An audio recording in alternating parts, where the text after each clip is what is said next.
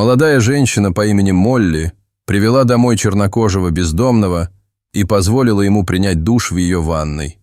Но когда он закончил принимать душ, Молли упала в обморок, увидев это. Очень холодной январской ночью Молли возвращалась домой после вечерней смены, чувствуя пронизывающий холод даже сквозь толстую зимнюю куртку. Проходя по общественному парку, расположенному всего в 2 шагах от ее дома, она заметила мужчину, который сидел на земле, завернувшись в одеяло. Молли была потрясена, увидев бездомного в такую холодную погоду. Будучи доброй женщиной, Молли подошла к мужчине и увидела, что он дрожит под грязным, рваным одеялом, которым укрылся. Почувствовав присутствие Молли, бездомный быстро повернулся к ней и улыбнулся, ожидая милостыни. Молли сразу заметила, что он выглядит грязным. Она могла поклясться, что он не мылся несколько недель. Тем не менее, его улыбка подействовала на Молли благотворно. Что-то внутри подсказывало ей, что судьба привела этого человека на ее путь по какой-то особой причине, и она сразу же почувствовала необъяснимое желание помочь ему. Когда мужчина заговорил, Молли заметила, что он выглядит, возможно, старше своего реального возраста. Девушка подумала, что этот человек, похоже, отчаянно нуждается в теплой ванне, горячем супе и теплой чистой постели, чтобы переночевать. Бездомный быстро поднялся и продолжил улыбаться Молли, ожидая от нее денег. Девушка улыбнулась в ответ, пытаясь объяснить свой план. Бездомный был потрясен, когда Молли закончила говорить. Никто никогда не делал ему такого необычного и щедрого предложения с тех пор, как он начал ночевать на улице. Казалось, он некоторое время размышлял, прежде чем с радостью принять предложение. Молли была явно довольна, что он так поступил. Парочка разговорилась, пока они медленно шли к дому Молли. Она представилась бездомному мужчине, который сказал ей, что его зовут Джимми, и что последние 2 десятилетия он жил на улице. Но когда Молли спросила, почему он был вынужден начать жить на улице, он ответил, что это просто судьба, но не стал вдаваться в подробности. Поэтому Молли решила не настаивать на этом вопросе. Довольно скоро странная парочка прибыла в скромную квартиру Молли. Джимми был ошеломлен, оказавшись в таком чистом и хорошо обставленном доме. Прошла целая вечность с тех пор, как он бывал в таком уютном доме. Молли сначала показала Джимми ванную, а также принесла новую бритву и полотенце. Она уговаривала бездомного провести в ванной столько времени, сколько ему нужно, пока она готовила для него горячий суп и макароны. Джимми был удивлен добротой Молли. Он никогда не думал, что такие добрые люди, как она, все еще существуют. Девушка отправилась на кухню, чтобы начать готовить, и вскоре по всему дому разнесся восхитительный аромат кипящего горячего супа. Примерно через час Молли уже ждала за обеденным столом с тарелками горячего супа и макарон. В этот момент дверь ванной со скрипом отворилась, и на кухню вошел Джимми. Теперь он выглядел совсем не так, как тот бездомный, которого Молли нашла свернувшимся калачиком в парке всего час назад. Когда Джимми подошел к обеденному столу, Молли пристально посмотрела на него. Ее рот был широко открыт, а на лице застыло озадаченное выражение, прежде чем она рухнула на пол и потеряла сознание. Джимми был невероятно ошеломлен, когда увидел, что Молли потеряла сознание. Он сразу же бросился к ней и начал трясти, выкрикивая ее имя, но она никак не отреагировала. Не зная, что еще можно сделать в такой ситуации, Джимми немедленно выбежал из квартиры и начал во весь голос звать на помощь. К счастью, 2 соседей услышали крик о помощи и прибежали к Джимми, который быстро отвел их в дом. Вскоре один из соседей подогнал свою машину. Затем они погрузили потерявшую сознание Молли в машину и отправилась в ближайшую больницу. Позже главный врач сообщил Джимми, который беспокойно расхаживал по комнате ожидания, что Молли потеряла сознание в результате сильного шока. С обеспокоенным выражением на лице Джимми бросился в палату. Молли потребовалось несколько минут, чтобы полностью вспомнить, что произошло и где она находится. Но когда она наконец вспомнила, произошло нечто удивительное, и все это началось с детства Молли. Ее воспитывала мать-одиночка по имени Беверли. У них были прочные и любящие отношения. Но повзрослев, Молли заметила в своей матери кое-что странное. Она никогда не упоминала о биологическом отце Молли. Молчание Беверли о нем наводило на мысль, что Молли была зачата в результате непорочного зачатия. Однако Молли знала, что у нее есть отец, и ей не терпелось узнать о нем побольше. Однажды поздно вечером, когда Молли было 16 лет, она наконец набралась смелости и спросила маму о своем биологическом отце. Сначала Беверли притворилась, что не услышала вопроса Молли, и просто сменила тему. Но Молли не собиралась так легко сдаваться. Она годами ждала именно этого ответа. Поэтому она повторила вопрос своей маме. Внезапно Беверли разрыдалась и рассказала Молли, что ее отец Пол погиб в результате ужасного несчастного случая, когда ей было всего 2 года. Лицо Молли сразу же помрачнело, но не из-за информации о кончине ее отца, произошедшей более 10 лет назад, а потому что ее переполняло чувство вины за то, что она заставила маму плакать. Молли тут же встала, подошла к маме и поклялась никогда больше не поднимать тему об отце. Беверли перестала рыдать, и мать с дочерью довольно долго стояли, крепко обнявшись. Молли поняла, что кроме матери у нее никого не было, и полюбила ее еще больше. К сожалению, их отношения прервались, когда у Беверли обнаружили рак, и в итоге она проиграла битву с болезнью.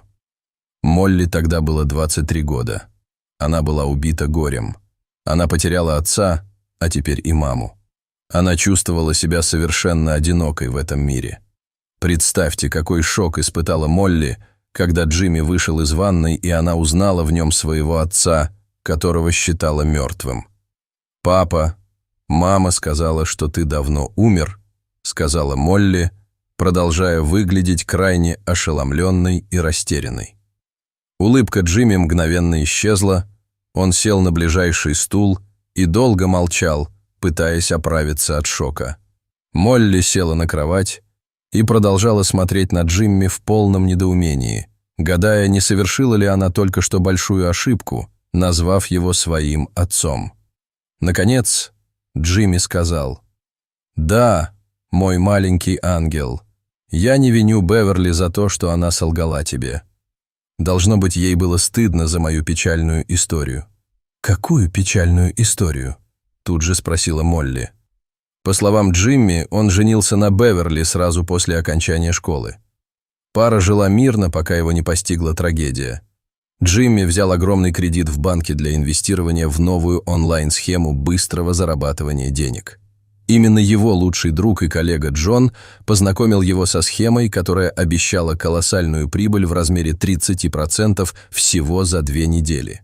Джимми собрал все свои деньги и вложил в эту схему $750 тысяч, но к своему крайнему ужасу всего через 3 недели обнаружил, что это была всего лишь финансовая пирамида и масштабное мошенничество. Вот так деньги Джимми в мгновение улетучились. Он был настолько подавлен своей потерей, что подумывал о том, чтобы покончить с собой. Вскоре Джимми связался с плохой бандой, пристрастился к наркотикам и стал наркоманом. Постепенно он превратился в тень самого себя. Беверли изо всех сил старалась спасти Джимми, но все было тщетно. Он не помнит, как это произошло, но однажды утром он очнулся и обнаружил, что находится в психиатрической больнице. Позже Джимми узнал, что накануне днем у него в офисе произошел полный психический срыв.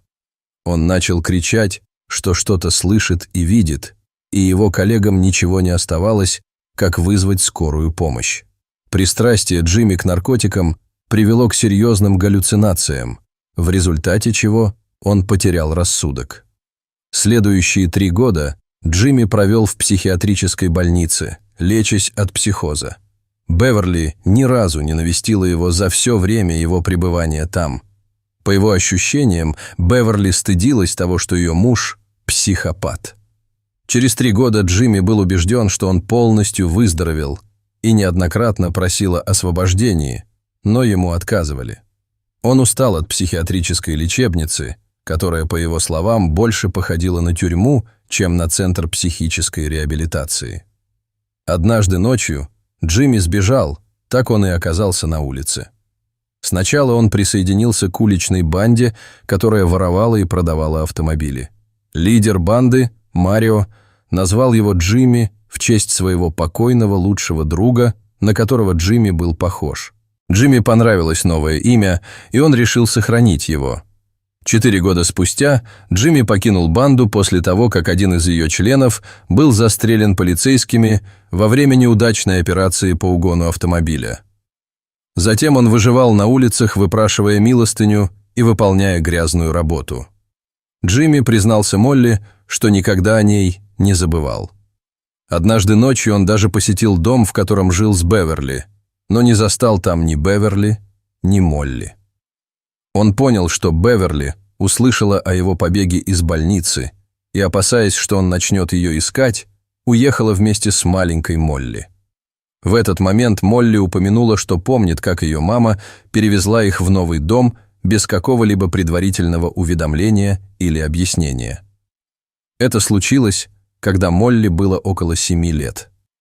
Джимми рассказал, что Беверли, несомненно, было слишком стыдно рассказать дочери правду о том, что ее отец сошел с ума и сбежал из психиатрической лечебницы. Поэтому она была вынуждена солгать ей, что он погиб в результате несчастного случая. Однако один вопрос требовал ответа. Как Молли смогла узнать Джимми спустя 2 десятилетия? Молли объяснила, что до смерти Беверли она не находила ни одной его фотографии. Однажды утром после смерти матери Молли убирала квартиру и обнаружила на чердаке небольшой старый фотоальбом. Альбом был покрыт паутиной и пылью, скопившимися за долгие годы. Когда Молли открыла альбом, то была поражена, обнаружив, что он заполнен фотографиями ее родителей, сделанными с любовью. Это был первый раз, когда она увидела фотографию своего биологического отца. Молли всегда смотрела на фотографии, когда думала о своих родителях, особенно об отце, которого никогда не знала. И это был именно тот образ, который запечатлелся в ее памяти, который она узнала в тот момент, когда Джимми вышел из ванной, тщательно выбритый и вымытый. Джимми стал немного старше, но Молли инстинктивно поняла, что смотрит на мужчину на фотографиях, как только увидела его, несмотря на изменившуюся внешность.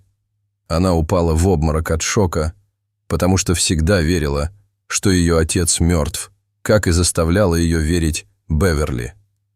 Когда Молли закончила говорить, Джимми быстро подошел к ее кровати, сел рядом и крепко обнял ее. Джимми просто не мог сдержать слез. Всхлипывая, он сказал Молли, что всегда молился и верил, что однажды она вернется к нему. В конце концов, именно ее доброта и щедрое сердце в конечном итоге привели ее к нему. Молли тоже плакала. Это было такое эмоциональное воссоединение отца и дочери после более чем 20-летней разлуки. Дорогие зрители, что вы думаете о воссоединении Молли и ее отца? Не стесняйтесь делиться своим мнением в комментариях. А если вам понравилось это видео, то ставьте лайк и подписывайтесь на наш канал. До свидания.